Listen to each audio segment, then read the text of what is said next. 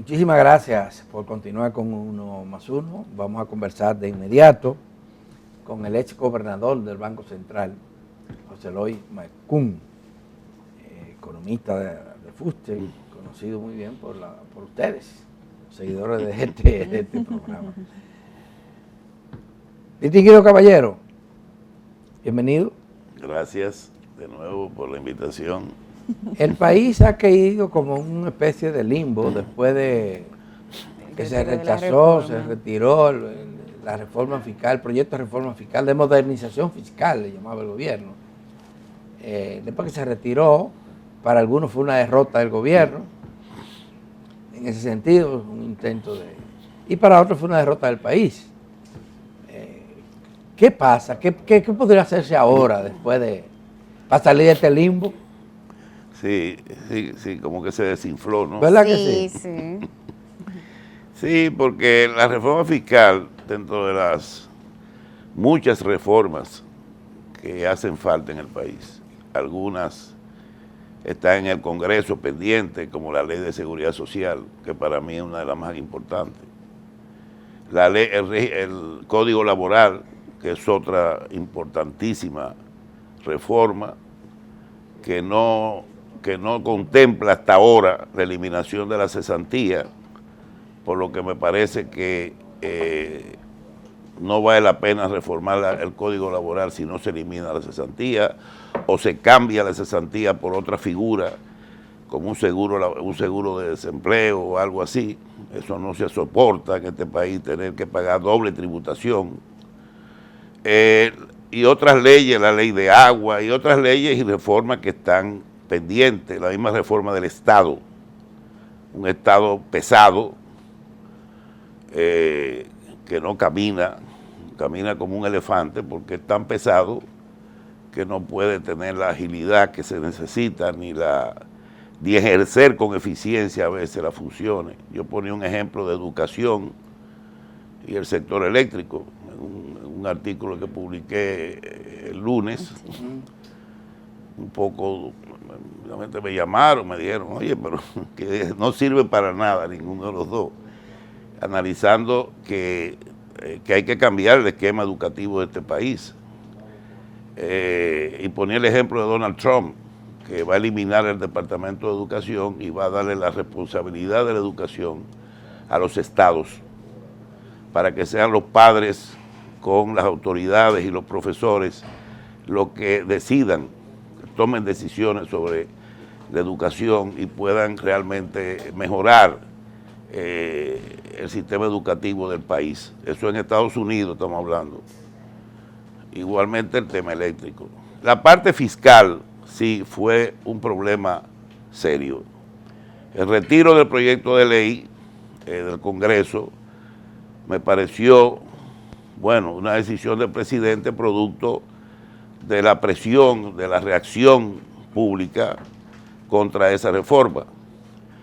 Y yo digo, bueno, la reforma tenía cosas que probablemente había que modificar, pero para eso hay un Congreso que podía haber llamado a vistas públicas, discutir con diferentes sectores algunas de las medidas que estaban ahí. Eso fue lo que inició el Congreso. Y sí, pues no llegó a hacer nada, o sea, prácticamente fue comenzaron a hacer protestas frente al Congreso.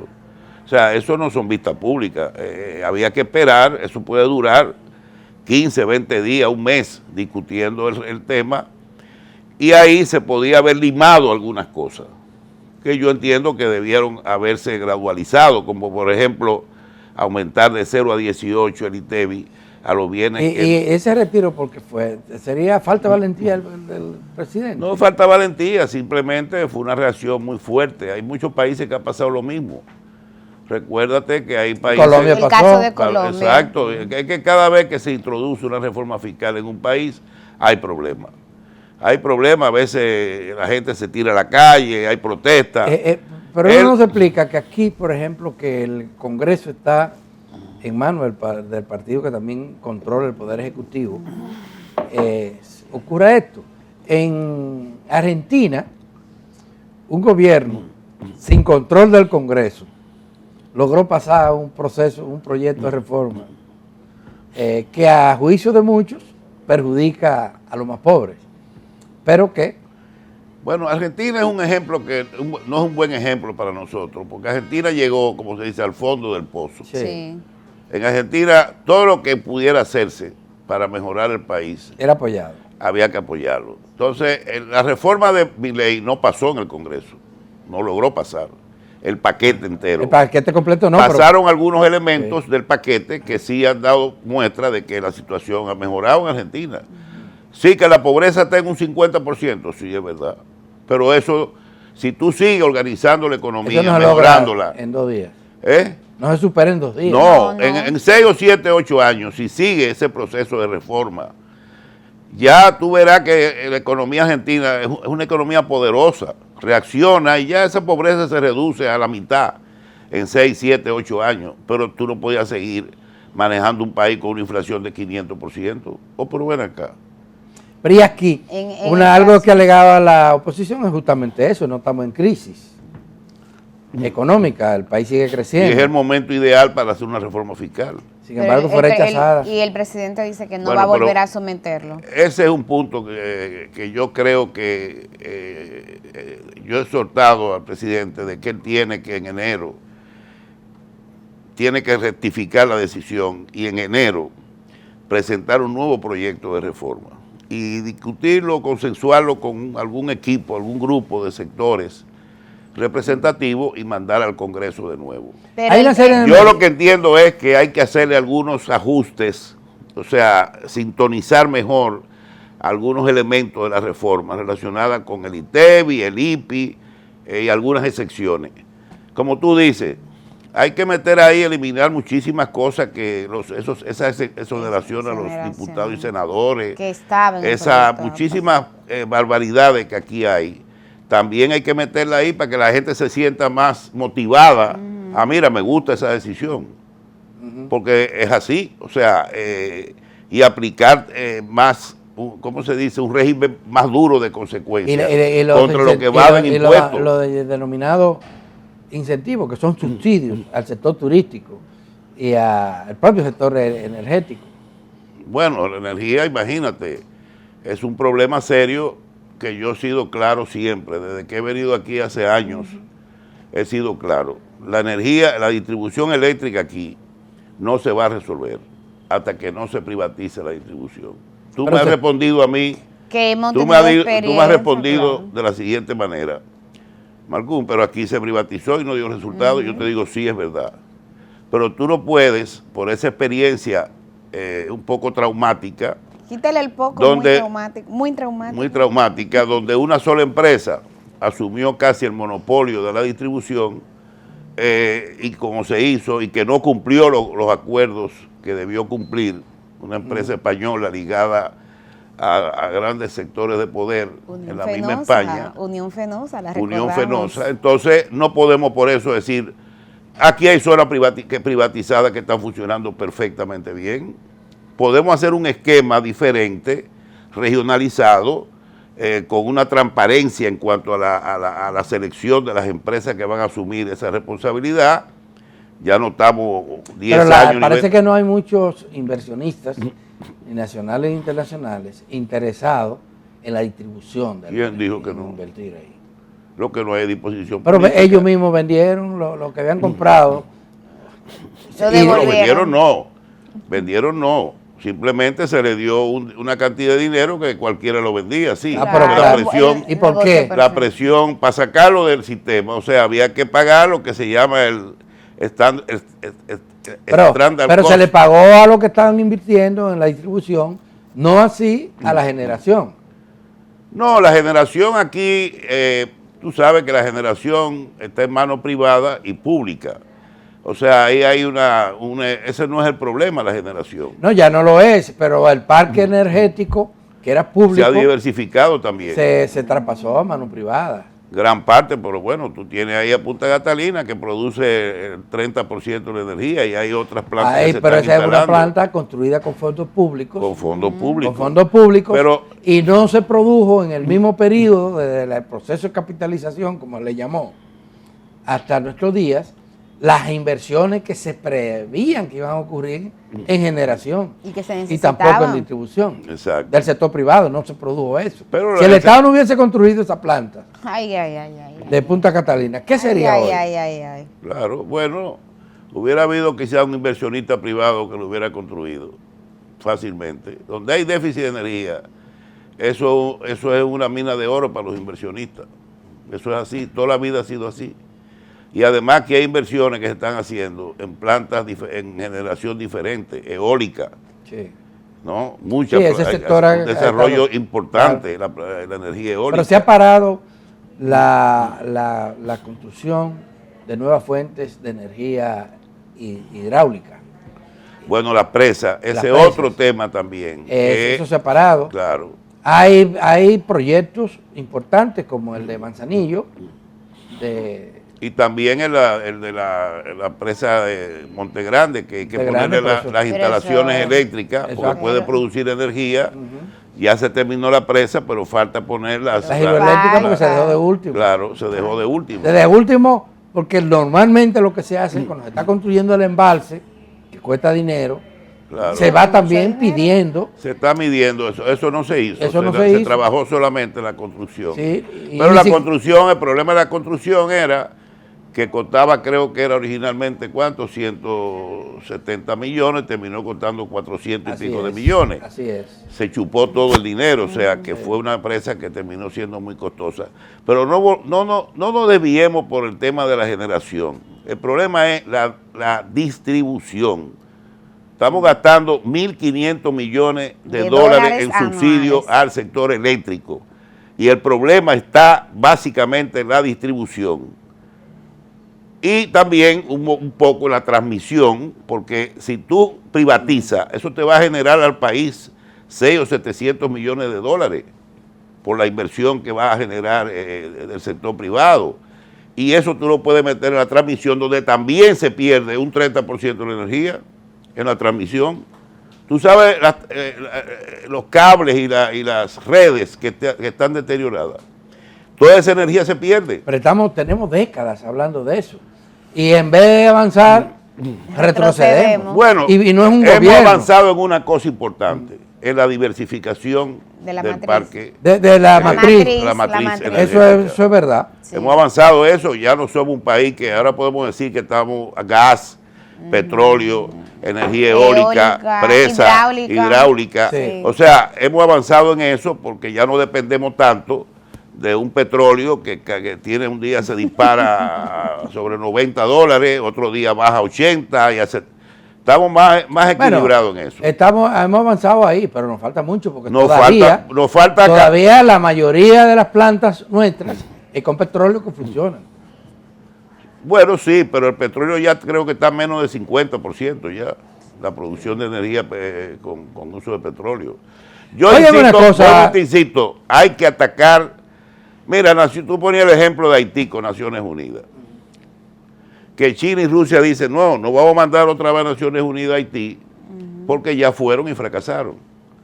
Pero en Siria ¿cuántos años tienen en Siria las Naciones Unidas? En África, ¿cuántas veces han intervenido en el mismo país Naciones Unidas? Sí, porque hay... Entonces, ¿cuál es el problema de volver otra vez a intentar? Porque hubo enfermedades que violaron... Violaciones. Está bien, pasó, pero al final de cuentas, Haití, si no hay una fuerza de paz que le intervenga, eso se va a ir complicando y va a terminar en una guerra civil donde van a matar miles de personas. Eso es inevitable. Eso no va a resolver. Ese grupo que está ahí de gobierno, eso es simbólico. Eso es simbólico. O sea, el país cayó ya en manos de las bandas, de los delincuentes, de toda esa gente. O sea, no hay solución. Y Naciones Unidas y todo el mundo lo sabe. Ahora porque aquella vez hubo problemas con... Sí, pero ¿cuál es el problema? ¿Y por qué las naciones que tienen intereses en Haití o en la región no actúan como deberían de actuar o como actúan frente a otros conflictos? Caso Estados Unidos, caso Canadá. Porque, como te digo, ellos no quieren hacer una intervención unilateral. Quieren que se haga pero se buscaron una fórmula, Naciones Unidas la aprobó una fórmula. Sí, una ahí, misión multilateral. Llámele lo que usted quiera y mande. Pero mande. Y no pueden mandar ni siquiera un portaavión norteamericano. Bahamas mandó 5. Pero venga acá, hombre. No, pero los países que mandaron pero estos países pequeñitos de la región sabemos que no pueden hacer más nada de ahí. Pero Estados Unidos sí puede, Francia sí puede, claro. Canadá sí puede, si quisieran. Lo que pasa es que ahí hay un juego geopolítico, porque China y Rusia saben que el día que Estados Unidos se mete en Haití, eso le da luz verde a China y a Rusia para meterse en otra zona, tú sabes cómo es, así que funciona así es que funciona el sistema. Que ahora que intervenga Kenia, eso Kenia no importa, es simbólico eso también. No es problema. No es problema. O que cualquier país de por aquí, hasta nosotros que mandemos soldados, y que, pero ya cuando se trata de Estados Unidos, Europa, ya los rusos y los chinos comienzan, tú sabes, ahí comienza el problema, porque ellos se van a meter... Sí, es un problema geopolítico. Exacto. Pero antes de que terminemos, se nos está acabando el tiempo, quisiera preguntar lo siguiente. ¿Por qué el presidente o el gobierno no implementa algunas de las propuestas de reformas que estaban en un proyecto de ley? Sí. Porque lo podría hacer amparado en la legislación actual. Sin tener que hacer reforma fiscal. Sin tener que hacer reforma fiscal. Tú puedes aumentar la placa. La placa. Claro. Puedes aumentar el peaje. Sí. ¿Cómo tú vas a pagar un maldito peaje de 60 pesos de aquí a...? Pero ven acá. Claro. En Nueva York ahora para entrar a Manhattan va a pagar $5. Sí. En todos los países que yo he viajado en el mundo, las tarifas de peaje, eso es 7, 8, 10 veces la que se paga aquí. Que suban el peaje a $2, a $2, 120 pesos. Y eso generaría 3, 4 mil millones de pesos. Igualmente, el problema de los subsidios a los combustibles. Yo estoy totalmente en desacuerdo con que el presidente o el gobierno sigan subsidiando el precio de los combustibles. Eso hay que ir desmontándolo. Hay una ley que dice que, si sube, baja, y si baja, sube. Claro, hay que ir pero él lo tiene congelado y cuesta toda la semana 200 millones de pesos. ¿Cuánto es eso al mes? 1.000 millones de pesos, 1.000 y pico. Al año son 12.000, 13.000 millones. Entonces, yo sé que el presidente lo hace tratando de evitar que los precios del transporte suban o lo que sea, pero es un subsidio ya que no se justifica. Ya la crisis pasó, no estamos en crisis en este momento. La economía pasó está la pandemia. Y la guerra de Ucrania y los precios de ciento y pico de dólares. El barril está ahora en 70 y pico de dólares. Es el momento para ir ajustando ese precio. No es que lo tire de una vez, elimine totalmente el subsidio, pero gradualmente y eliminarlo. Pero hay otros proyectos, por ejemplo, la ley de cine, que hay tantos escándalos alrededor de eso. ¿Por qué no somete un proyecto, un congreso? Eso no es relevante. La ley de cine, hay hasta Francis Ford Coppola opinó. Llamaron, mire, ayúdenos. Y el tipo salió a la prensa diciendo, no, esa ley de cine, eso son cosas irrelevantes. Pero poco a poco se llena la gallina el buche, José Lois, claro. Sí, porque claro, todo estamos hablando. Lo del Airbnb, hay que aplicar los impuestos, hay que subir las multas al tránsito, meterle multas fuertes a los violadores de tránsito, que aquí cambiar todas las vías. Ya la Lincoln, la Tiradentes, la López de Vega, es una vía. Y los privilegios de los legisladores. También es un abuso. ¿Cómo tú justificas clavarle impuestos a ciertos sectores que ¿por qué el presidente vulnerables? No toma iniciativa en ese sentido? Porque esos son temas identificados, que están bien. En el caso de las placas, hay una ley. Temas clave. El presidente, ¿qué propuso el presidente al Congreso? Reducir en cuánto el número de diputados. Sí. ¿Cuánto? 50 inicialmente, terminó en 20. ¿Tú sabes lo que se hubiera ahorrado el gobierno? Pero algo. Esos tipos no permiten que ahí se metan, ahí es una cosa que tiene que ser, no sé, porque ni los mismos legisladores del partido de gobierno. Pero yo recuerdo, y usted también debe recordarlo, lo que pasó después de la muerte de Peña Gómez. El PRD se quedó sin líder. Y el que asumió la presidencia de ese partido fue Manuel Guerrero, que era presidente en funciones. Y enfrentó la primera rebelión, fue en el Congreso, con Peguerito Méndez a la cabeza, que querían aprobar, y ahí se puso de acuerdo con Leonel Fernández, y lo votó. Los expulsó. Lo expulsó y no se acabó el mundo. El presidente anunció que iba a presentar una propuesta importante de cambios institucionales, reforma del Estado. Sí, sí. Él lo ha venido haciendo parcialmente. Ya eliminó a 3 comisiones recientemente, fusionó educación con el Ministerio. No ha fusionado nada. Bueno, todavía está en proceso, lo anunció. Sí. Eliminó la Dirección de Desarrollo Provincial, la unió al MIBET. Él eliminó el IAD. No lo ha hecho todavía práctica, por ley, no. Porque eso tiene que ir una ley. No, ni en la práctica siguen todos. Y algunos decretos, porque hay algunas que no necesitan ley. Claro, por ejemplo, claro. la Dirección de Desarrollo Provincial, que es una oficina grande. Por decreto. Es un decreto. Un decreto. Ahora, la unión de 2 ministerios, la fusión, sí tiene que haber una modificación de la ley. Eso depende, igualmente. Pero hay muchísimas otras instituciones, el plan social de la presidencia, los comedores económicos, todo eso, váyase para un solo lado. El gabinete todo social, supérate. Integrarse todo, porque yo... Pero eso fue lo que nos prometieron hace 4 o 5 años. En campaña. Ay, pero yo creo que ahora, con la no aprobación, con el retiro de la reforma fiscal, el gobierno está obligado a tomar esa medida, no tiene de otra. Si quiere mantener la estabilidad económica del país, no hay otra forma que no sea mejorando la calidad del gasto. Es obligatorio. Y eso implica reducir gastos corrientes. ¿Usted tiene esperanza de que eso va a ocurrir? No, que está ocurriendo. Yo lo estoy monitoreando, yo monitoreo eso. Está ocurriendo. ¿Tú crees que las inversiones que está haciendo el gobierno es por amor al arte? Es porque ha reducido el gasto corriente. Yo te puedo demostrar eso con cifras. Fíjate que aquí se están haciendo inversiones que de otra forma no se hubieran podido hacer. Aún el gasto de capital es muy bajo aquí. Bajísimo. Estamos hablando de un 15% del presupuesto del gasto total, cuando debería llevarse a 18 o 20% para satisfacer todas las necesidades que el país tiene. O sea, estamos hablando de red vial, estamos hablando de transporte, estamos hablando del desarrollo de infraestructura turística para que se puedan... Ahí estamos Pedernales, Tamiche, el gobierno tiene que hacer muchas inversiones ahí, porque los hoteles no se instalan ahí hasta que tú no tengas seguro, claro, que tienes aeropuerto, un puerto. Claro. Entonces por eso digo, hay que hacer una reforma, tiene que seguir haciendo reformas profundas en lo que es la administración, el gasto público. Y además, reitero, yo le pido al presidente que revise su decisión de retirar la reforma fiscal definitivamente.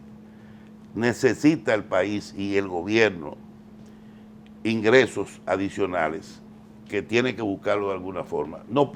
Él no quiere endeudarse, eso es importante. Fíjate que en el presupuesto del año que viene no se aumenta la deuda. Y aprobaron una ley de responsabilidad. Entonces, en términos relativos, me refiero, la deuda en relación al PIB, él la ha mantenido inclusive bajándola, sí, lo que es importante. ¿Cuál alternativa tiene el gobierno?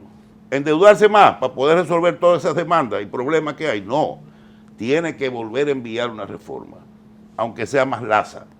O sea, me refiero, con menos ingresos de lo que preveía originalmente. Eran 125 mil millones. 122 bueno, que la mande de 100 mil millones.